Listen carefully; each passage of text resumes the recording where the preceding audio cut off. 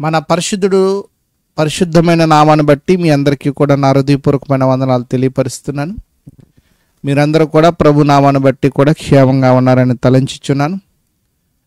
ప్రభు నామాన్ని బట్టి కొరింథీయులకు రాసిన మొదటి పత్రిక మనము 1 నుంచి 4 అధ్యాయములు కూడా ఒక భాగం, 5, 6 అధ్యాయాలు కూడా ఒక భాగం, 7, 16 అధ్యాయాలు కూడా ఒక భాగం. ఈ 5 అధ్యాయము 6 అధ్యాయంలో ఉన్న భాగాలు మనము చూస్తున్నాం. ముందు భాగాల్లో కొరింథీయులకు రాసిన మొదటి పత్రిక 6 అధ్యాయంలో ఉన్న మొదటి 2-3 వచనాలు ఒక భాగంగా మనం చూసుకుంటే, ఇది 5, 6, 7 వచనాలు ఇదొక భాగంగా మనం చూద్దాం. కొరింథీయులకు రాసిన మొదటి పత్రిక 6 అధ్యాయంలో 1 నుంచి 3 వచనాల వరకు కూడా ఒక భాగం అయితే, 4, 5, 6 వచనాలు ఒక భాగంగా మనం చూసుకుని, తర్వాత 7 వచనం కానించి 20 వచనం వరకు కూడా అందులో ఉన్న భాగాలు మళ్ళీ తర్వాత మనం మాట్లాడుకుందాం. అయితే 4, 5, 6 వచనాలు ఏంటంటే, ఒక విశ్వాసులు దేవుని యొద్దకు వస్తున్నప్పుడు, దేవుని యొద్ద విశ్వాసం అంటే దేవుడే నీకు పరిశుద్ధతను కలిగిన తర్వాత మళ్ళీ నువ్వు పడిపోతున్నావు అంటే ఏంటి సందర్భం అంటే, 1 నుంచి 6 వచనం వరకు ఏంటి సందర్భం అంటే, విశ్వాసులు అనీతిమంతుల దగ్గరికి వెళ్ళి వ్యాజమాడమని తీర్పమని చెప్తున్నారు. అంటే పరిశుద్ధమైన మనుషులు అతి పరిశుద్ధం లేని మనుషుల దగ్గరికి వెళ్ళి నిలబడి తీర్పు తీర్చమంటున్నారు. అంటే వాళ్ళకి ఏదో సమస్యలు వస్తే ఈ తీర్చు అంటున్నారు. పౌలు గారికి చాలా కోపం వచ్చిందండి ఈ మాటలకి పౌలు గారికి చాలా కోపం వచ్చింది. నిజంగా కోపము ఆయన ఎలా కంట్రోల్ చేస్తున్నాడు కానండి, నిజంగానే ఆయన ఆత్మ పొందుకున్న వ్యక్తి కదా, పరిపూర్ణమైన సంపూర్ణమైన ఆత్మను పొందుకున్న వ్యక్తి పౌలు గారు. ఆయన 4వ వచనంలో అంటున్నాడు ఆయన, కాబట్టి జీవన సంబంధమైన వ్యాజములు మీకు కలిగి ఉన్న ఎడల వాటిని తీర్చుటకు సంఘములో తృణీకరింపబడిన వారిని కూర్చుండబెట్టుదురా. అంటే మనిషి ఎలాగైపోడంటే, ఈ స్థానిక సంఘాలు కూడా ఎక్కడైనా సరే ఇదే, ఫాస్ట్ గాని పక్కన పెట్టేస్తారు. ఏమి తెలియని గ్లామర్లో ఒక పెద్ద అతను తీసుకొచ్చి, వాక్యం తెలియని వ్యక్తిని అటు వచ్చి, ఒకవేళ ఆయన వాక్యం ఒకవేళ ప్రార్థనపరుడైనా, వాక్యం ఎంతో కొంత తెలిసి ప్రార్థనపరుడై ఉండాలి. దేవుడు అతనికి తెలిసై ఉండాలి. యేసుప్రభు గారు అతనికి తెలిసై ఉండాలి. పరిశుద్ధాత్మ సహవాసంలో ఉన్నాడా లేదా అని మనం చూసుకోవాలి. వ్యక్తి వాళ్ళ దగ్గర తీసుకెళ్ళి ఏం చేస్తున్నారంటే వీళ్ళు, కాబట్టి జీవన సంబంధమైన వ్యాజములు మీకు కలిగిన ఎడల వాటిని తీర్చుటకు సంఘములో తృణీకరింపబడిన వారిని కూర్చుండబెట్టుదురా.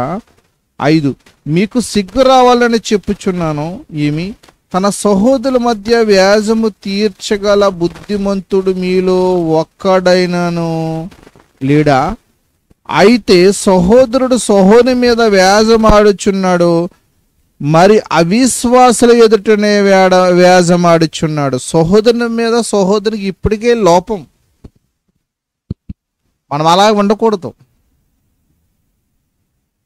మనం గమనించి ప్రభులో మనం అందరం కూడా ఎదగాలి, పరిశుద్ధంగా జీవించాలి, పవిత్రంగా జీవించాలి, ప్రభు యొక్క నామానికి ఘనత మహిమ కలిగిన వారంగా ఉండాలి. ఈ పత్రికలో కొరింథీయులకు రాసిన మొదటి పత్రికలో 6 అధ్యాయము 5 అధ్యాయం ఏం తెలియపరుస్తుందంటే, 5 అధ్యాయంలో సంఘములో నీచమైన కార్యం జరుగుతుంది, అతను తీసేయమన్నాడు, అంటే అతను నెట్టివేయమన్నాడు సంఘం నుంచి. 6 అధ్యాయం ఏంటంటే, అవిశ్వాసాల దగ్గరికి పరిశుద్ధులు వెళ్ళి మాకు తీర్పు తీర్చమని నుంచుంటున్నారు. 1 నుంచి 6 వచనాల వరకు ఇదే భాగం.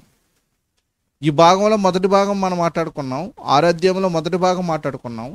ఇది రెండవ భాగం. ఈ రెండవ భాగంలో ఏంటి ఈ విషయాలు తెలిసిపోతుందంటే, జీవన సంబంధమైన విషయముల దగ్గరికి అదే మాట 4వ వచనం అదే. కాబట్టి ఈ జీవన సంబంధమైన వ్యాజములు మీకు కలిగిన ఎడల వాటిని తీర్చుటకు సంఘములో తృణీకరింపబడిన వారిని కూర్చుండబెద్దరు. అంటే సంఘములో ఎందుకు పనికిరాని వ్యక్తి, క్రీస్తును ధరించుకోలేని వ్యక్తి, పరిశుద్ధాత్మ అనుభవం లేని వ్యక్తిని మనము కూర్చుండబెట్టి అతన్ని తీర్పు తీర్చమని కూర్చుండట అది అసభ్యం కారంగా ఉన్నది. దయచేసి అలా చేయకండని అపొస్తలుడైన పౌలు గారు ఈ ఉత్తరం రాస్తున్నారు. ఇది నువ్వేం చేయాలి, నేనేం చేయాలి? మెలకువ కలిగి జీవించాలి. ఈ సత్యాన్ని సంఘంలో చెప్పాలి, సంఘ పరిచర్యకి అంతకంతకు తీసుకువెళ్ళాలి. అప్పుడు సంఘము సంపూర్ణంగా వెళ్తుంది, పరిపూర్ణంగా వెళ్తుంది. చెప్పాలంటే దేవుని యొక్క మాటల ప్రకారంగా వెళ్తుంది. అప్పుడు దేవుడు మనకి తోడై ఉంటాడండి. అందుకని 1 నుంచి 6 వచనాల వరకు ఏం తెలియపరుస్తున్నాయంటే, అవిశ్వాసుల దగ్గరికి వెళ్ళకూడదు, పరిశుద్ధులు పరిశుద్ధ దగ్గరికి వెళ్ళాలి సలహా కావాలంటే. గమనేయుల దగ్గర అపొస్తలుడైన పౌలు గారు వాక్యము నేర్చుకుని, లే నిలబడు, నీ పాపాలు ఒప్పుకో, బాప్తిసం పొందు, నిన్ను ప్రభు వాడుకుంటున్నాడని గమనేయులు చెప్తున్నప్పుడు ఆ మాటలకి లోబడ్డారు అపొస్తలుడైన పౌలు గారు.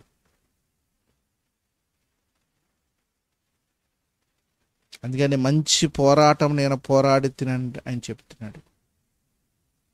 ముఖ్యంగా మెయిన్ మాట ఏంటంటే 6వ వచనంలో, అయితే సహోదరుడు సహోదరి మీద వ్యాజమాడుచున్నాడు, మరి అవిశ్వాసుల ఎదుటే, అనీతిమంతుల ఎదుటే, అబద్ధమైన ఆ చీకటి మనుషుల దగ్గరే వ్యాజమాడతాం. అది న్యాయంగా లేదు. దేవుడు వెలుగై ఉన్నాడు కదా, కుమారుడు వెలుగై ఉన్నాడు కదా, పరిశుద్ధాత్ముడు వెలుగై ఉన్నాడు కదా. వెలుగుగా మనం జీవించాలి, వెలుగు ప్రజలుగా మనం ఉండాలి, పరిశుద్ధంగా ఉండాలి, పరిపూర్ణంగా ఉండాలి, దేవుని యొక్క అడుగుజాల్లో మనం నడవాలి, దేవుని యొక్క ఆశల ప్రకారంగా మనం వర్ధిల్లాలి. అప్పుడు దేవుడు నీకు నాకు తోడై ఉంటాడు. కాబట్టి గమనించి ఈ పత్రికలో మెయిన్ పాయింట్ ఏంటంటే, ఈ 6వ అధ్యాయంలో అవిశ్వాసులు ఉన్నారు, పరిశుద్ధులు ఉన్నారు. పరిశుద్ధులు లోకానికి తీర్పు తీరుస్తారు, దేవదూతలకు తీర్పు తీరుస్తారు. దేవునితో కలిసి, యేసుతో కలిసి మనం తీర్పు తీరుస్తాం. నువ్వు అప్పటి వరకు, నేను అప్పటి వరకు ఉంటే, నీతిని సత్క్రియలతో ఉంటే, పరిశుద్ధంగా ఉంటే, పవిత్రంగా ఉంటే, లేకపోతే రాలిపోతాం మనం. 1 నుంచి 6 వచనాలు కూడా ఇదే తెలియపరుస్తుంది. గమనించండి, ప్రేమగా ఉండండి, పవిత్రంగా ఉండండి. మన సహవాసం ఆయనతో ఉంది. కుమారునిలో పిలుచుకున్నాడు ఆయన. దేవునితో సహవాసం కలిగి ఉన్నాం మనం. ఎవరితో ఉందనుకున్నా మన సహవాసం ముగించేస్తున్నాను. యోహాను గారు రాసిన మొదటి పత్రిక, యోహాను గారు రాసిన మొదటి పత్రిక 1వ అధ్యాయం 3వ వచనం, మీతో కూడా మీకును మాతో కూడా మీకు సహవాసం కలిగినట్లు మేము చూచిన దాన్ని విని దాన్ని మీకు తెలియజేస్తున్నాము. మన సహవాసం అయితే తండ్రితో కూడాను ఆయన కుమారుడైన యేసుక్రీస్తుతో కూడా ఉన్నది. మన సంతోషము పరిపూర్ణ మగుటకై మీ సంగతులు రాయుచున్నాము. అపొస్తలులు చెప్తున్నారు, అపొస్తలుడైన యోహాను గారు చెప్తున్నాడు, చిన్నపిల్లలారా పాపం జోలికి వెళ్ళకండి, ప్రభుని తెలుసుకోండి. ఆయన మనకి ఏమన్నాడంట 2వ అధ్యాయంలోనే, ఆయనే మన పాపములకు శాంతికరమై ఉన్నాడు. మన పాపములు మాత్రమే కాదు, సర్వలోకమునకు శాంతికరమై ఉన్నాడు. మరియు మనం ఆయన ఆజ్ఞలను గైకొనేలా దీనివల్లనే ఆయనను ఎరిగి ఉన్నామని తెలుసుకుందాము.